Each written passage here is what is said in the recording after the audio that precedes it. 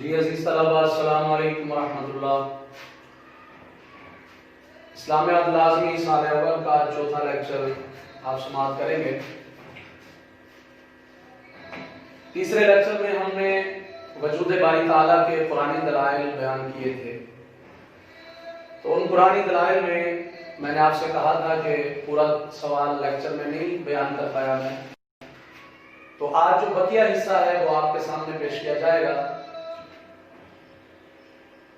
وجود باری تعالیٰ کے قرآنی دلائل، یعنی وجود باری تعالیٰ، اللہ تعالیٰ کے موجود ہونے کے اس بات پر، اس کو ثابت کرنے پر جو ہم قرآن سے دلائل پیش کر رہے تھے، ان میں سے ہمارا اگلا حصہ یہ ہے، انشاءاللہ اس کو بیان کیا جائے گا۔ قرآن مجید میں اللہ تعالیٰ نے بیان کیا، یہ جو پورا حصہ بیان کیا جا رہا ہے آپ کو بہتر پتا ہے کہ ہم ٹیکسٹ بک کو ہی فالو کر رہے ہیں۔ ٹیکسٹ بک کے اندر جتنے دلائل پیش کیے گئے وہ سارے کے سارے بیان کیے جائیں گے۔ تو اگلی ہیڈنگ ہے ہماری اللہ کی کاریگری، صنعت باری تعالیٰ، خلقت باری تعالیٰ یا صنعت باری تعالیٰ، اللہ کی کاریگری، یہ سیم ہے۔ تو کاریگری اللہ تعالیٰ کی ہے، مطلب ساری کائنات کو جو اللہ تعالیٰ نے بنایا ہے، انسان دیکھتا ہے وہ حیران رہ جاتا ہے کہ یہ ایسا کیسے ہو سکتا ہے، زمین یہ کیسے ہو سکتی ہے، آسمان کیسے بغیر ستونوں کے رہ سکتا ہے، اور یہ اتنے بڑے بڑے پہاڑ کیسے بن گئے۔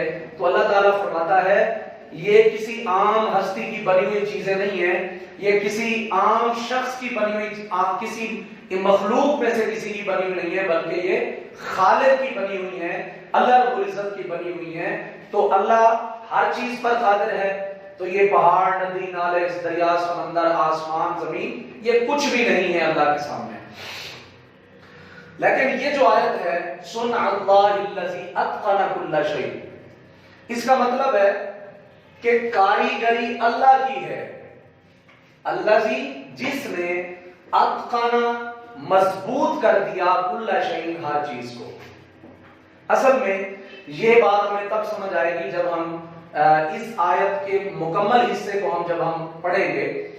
قرآن مجید میں اللہ فرماتا ہے وَتَرَى الْجِبَالَ تَحْسَبُهَا جَامِدَةً، اللہ فرماتا ہے کہ تم دیکھتے ہو پہاڑوں کو کہ وہ مضبوط ہیں، جمے ہوئے ہیں، لیکن یہ جو مضبوط پہاڑ تمہیں نظر آ رہے ہیں حقیقت میں کیا ہے؟ وَتَمُرُّ مَرَّ السَّحَابِ، یہ چل رہے ہوں گے بادلوں کی طرح۔ بظاہر یہ ہمیں معلوم ہوں گے کہ یہ اپنی جگہ ٹھہرے ہوئے ہیں، حرکت نہیں کر رہے، لیکن حقیقت کیا ہوگی؟ یہ تمرو، چل رہے ہوں گے مر السحاب، بادلوں کی طرح۔ مطلب یہ ہے کہ جب قیامت کے قائم ہونے سے پہلے سور پھونکا جائے گا، جو آپ قیامت کی نشانیاں پڑھتے ہیں، سنتے ہیں کہ قیامت جب قائم ہونے لگے گی تو یہ پہاڑ روئی کی طرح اڑ رہے ہوں گے، یہ اس واقعے کو سامنے رکھا جا رہا ہے۔ تو لوگ حیران ہوتے ہیں کہ وہ کیسے ہوگا، ایسے یہ سب کیسے ہوگا؟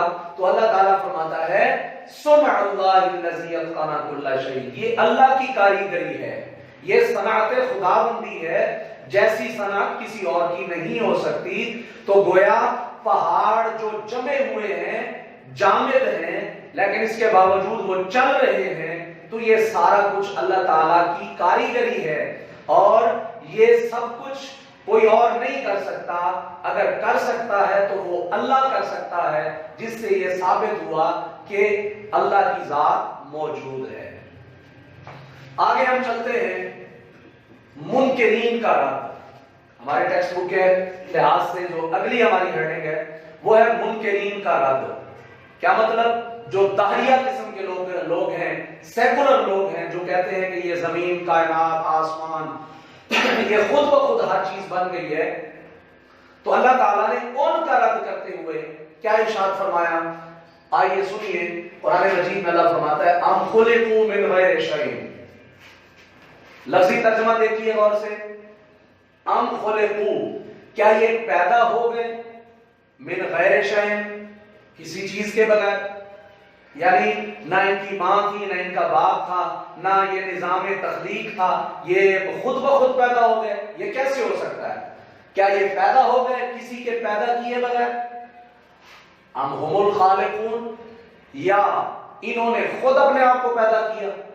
کیا خود ہی اپنے خالق ہیں؟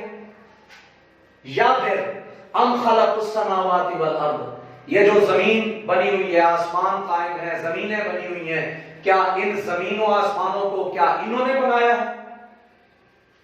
بل لا یوقنون، حقیقت تو یہ ہے کہ ان کا یقین ہی نہیں ہے، ان کا ایمان ہی نہیں ہے. اس بات پر ان کا یقین اور ایمان ہی نہیں ہے کہ اس کائنات کو بنانے والا اللہ تعالیٰ ہے. اگر یہ یقین رکھیں، اگر یہ ایمان رکھیں، تو پھر ساری بات واضح ہو جاتی ہے کہ اس کائنات کا بنانے والا اللہ موجود ہے. کیونکہ ہم نے اس سے پہلے والی جو آیت تھی اس کے اندر پڑھا تھا کہ اللہ نے یہ جو نشانیاں بیان کی ہیں وہ عقل والوں کے لیے بیان کی ہیں، بے وقوف اور کند ذہن کے لیے نہیں بیان کی. یہ وہ لوگ اس کو سمجھ سکتے ہیں جو سمجھنا چاہتے ہیں، جن میں عقل موجود ہے. تو اللہ نے ان منکرین کا رد کر دیا. کیا یہ خود پیدا ہوئے؟ نہیں. آئیے ذرا دیکھیے، ایک نظام کائنات ہے، اس کے اندر ماں بھی ہے، باپ بھی ہے، دونوں کا ملاپ ہوتا ہے، پھر جا کے بچہ پیدا ہوتا ہے. اس سے یہ پتا چلا کہ یہ بغیر کسی کے پیدا کیے پیدا نہیں ہوئے، اور ماں باپ کو جو صلاحیت بخشی ہے وہ بھی اللہ نے بخشی ہے. ماں باپ کے ملاپ کے اندر جو اللہ نے قدرت رکھی ہے، قدرت خداوندی سے یہ سب نظام چل رہا ہے. تو اللہ فرماتا ہے نہ تم بغیر کسی کے پیدا کیے پیدا ہو گئے، اور نہ ہی تم نے خود اپنے آپ کو پیدا کیا. اگر تم نے خود اپنے آپ کو پیدا کیا ہے تو پھر خود جیسا کوئی اور بھی بنا دکھاؤ. ایسا نہیں ہو سکتا. جس سے یہ پتا چلا کہ اس کائنات کو بنانے والا ہے اور وہ اللہ کی ذات ہے. آئیے آگے چلتے ہیں. انسانی فطرت کی آواز، اس کا مطلب کیا ہے؟ انسانی فطرت یعنی جب انسان پیدا ہوتا ہے تو وہ ایک فطرت پہ پیدا ہوتا ہے. یہ جو زمین آسمان کائنات، یہ جو اللہ تعالیٰ کے وجود کے دلائل ہیں، اللہ کے وجود کی گواہی دیتے ہیں، اس کے ساتھ ساتھ انسان کی اپنی فطرت کی آواز بھی یہی ہوتی ہے. آپ دیکھتے ہیں بڑی سی بڑی وحشی قومیں، آثار قدیمہ کا مطالعہ کریں، آثار قدیمہ آپ پیچھے چلے جائیں، تحقیق کریں، اور باقاعدہ یہ تحقیقات ہو چکی ہیں. وہ لوگ جو جنگلی لوگ تھے، جنگل میں رہتے تھے، جن کا کوئی تعلق نہیں تھا کسی سمجھدار شخص سے یا آبادی سے، یا مطلب کہ وہ علم سے آشنا نہ تھے، بالکل جنگلی اور جاہل قسم کے لوگ تھے. تحقیق یہ ہو چکی ہے کہ ان لوگوں کے اندر بھی یہ فطرت موجود تھی، وہ بھی کسی نہ کسی انداز سے، کسی نہ کسی صورت میں اللہ کو مانتے تھے. اسی طرح اگر سمجھدار سے سمجھدار قوم ہے وہ بھی اللہ کو مانتی ہے کسی نہ کسی لحاظ سے. تو اللہ کو انسانی فطرت کے اندر بھی یہ بات شامل ہے. جس طرح اللہ قرآن مجید میں ارشاد فرماتا ہے فطرت اللہ التی فطر الناس علیہا. کیا مطلب؟ فطرت اللہ کی جس پر اس نے سب لوگوں کو پیدا کیا. کیا مطلب؟ کہ جس فطرت پر اللہ نے پیدا کیا. جب بچہ پیدا ہوتا ہے تو وہ ایک فطرت پہ پیدا ہوتا ہے، اور وہ فطرت مفسرین فرماتے ہیں فطرت سے مراد ہے دین اسلام. اور بے شمار حدیثیں بھی اس پر دلائل کے طور پہ ہم پیش کر سکتے ہیں. جیسا کہ نبی پاک علیہ السلام نے فرمایا کہ جب بچہ پیدا ہوتا ہے تو وہ فطرت اسلام پہ پیدا ہوتا ہے. کیا مطلب؟ یعنی اس کے اندر دین اسلام کو قبول کرنے کی صلاحیت ہوتی ہے، وہ اسلام پر ہی پیدا ہوتا ہے. لیکن کیا ہوتا ہے؟ کان ابواہ یحودانہ و ینصرانہ، اس کے ماں باپ ہی ہوتے ہیں جو بعد میں اس کو کیا کرتے ہیں؟ یہودی بنا دیتے ہیں یا نصرانی بنا دیتے ہیں.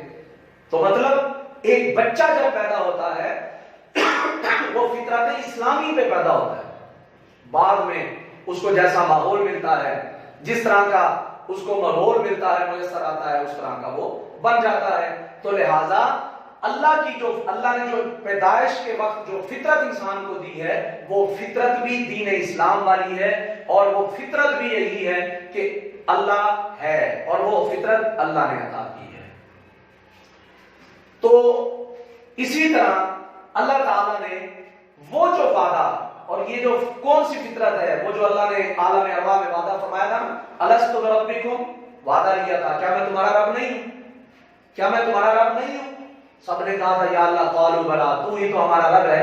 تو اللہ تعالیٰ نے ہر شخص کو اسی فطرت پہ بنایا، یعنی اللہ کے وجود کا اقرار کرنے والی فطرت پر انسان کو پیدا کیا۔ لیکن بعد میں کوئی دہریہ بن جائے، کوئی سیکولر بن جائے، کوئی منکر بن جائے، تو وہ اس کی اپنی بد قسمتی ہے، لیکن اللہ نے اس کو فطرت پہ پیدا کیا ہے۔ یعنی انسان کی یہ فطرت میں یہ بات شامل ہے کہ میرا رب ہے، میرا خالق مالک میرا مالک ہے۔ تو آئیے اسی طرح اگلی ہیڈنگ کی طرف چلتے ہیں، ذات کا مشاہدہ۔ ہم نے ابھی دلائل پڑھے کہ زمین میں نشانیاں ہیں، آسمانوں میں نشانیاں ہیں، دن کے آنے جانے میں، رات کے آنے جانے میں بے شمار نشانیاں ہیں۔ تو اپنی جو ذات، انسان کا جو اپنا جسم ہے، وجود ہے، اس کا جو ایک عمل تولید آپ نے بایو میں پڑھا ہوگا، وہ جو ایک سلسلہ ہے پورا، وہ آپ نے پڑھا کہ انسان کس طرح اس کی یہ مراحل ہوتے ہیں اس کی پیدائش کے۔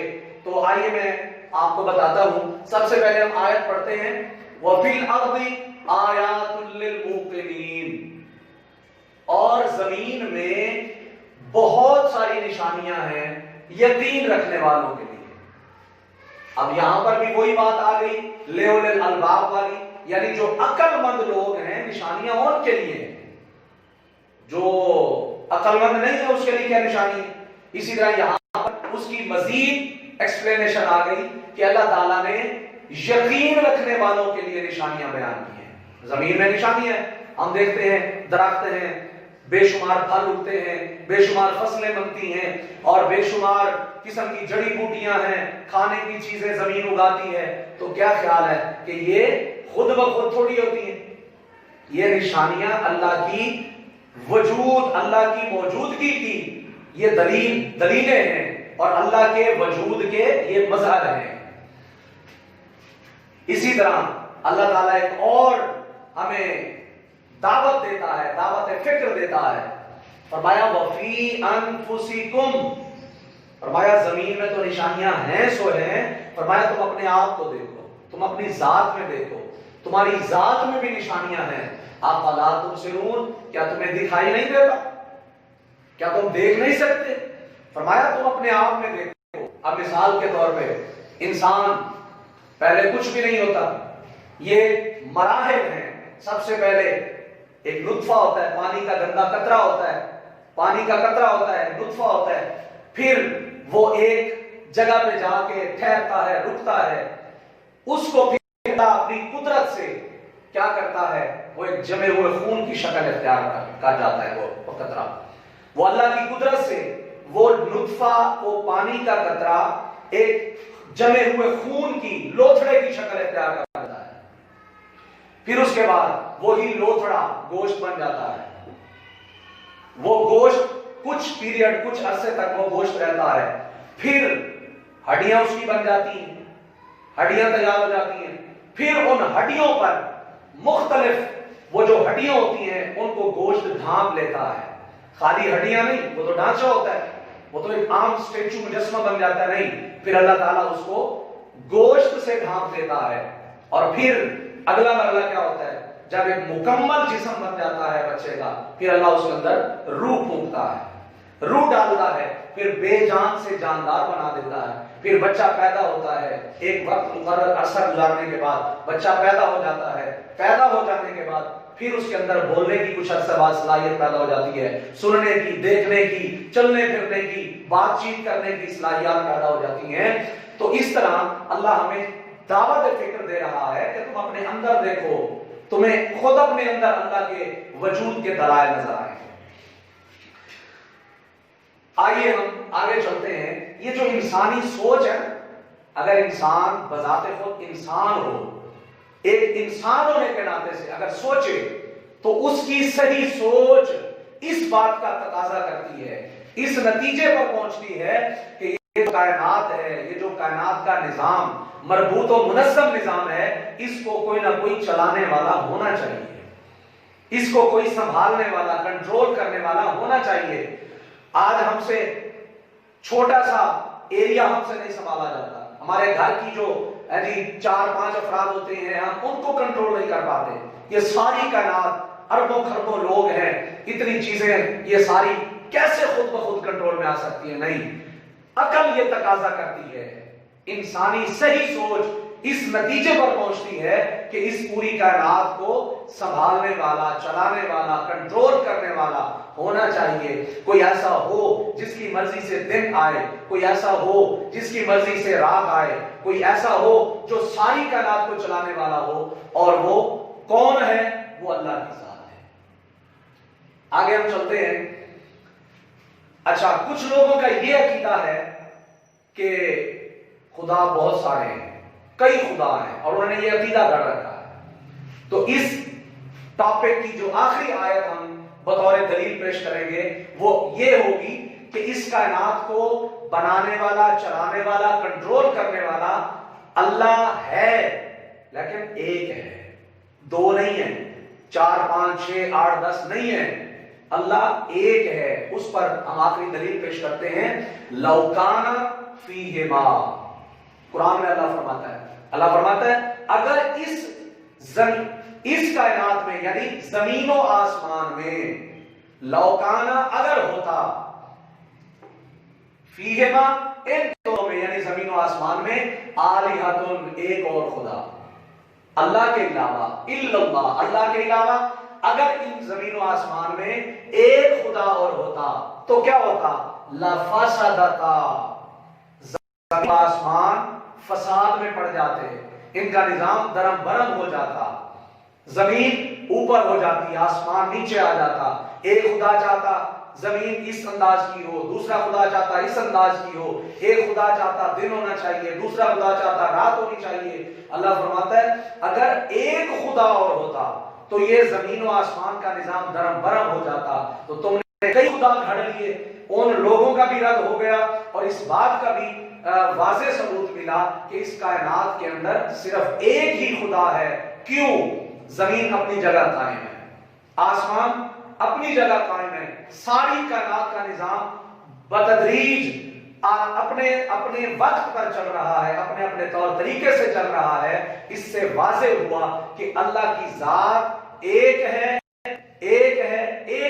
اور اللہ ہی ہے جو ساری کائنات کو چلا رہا ہے۔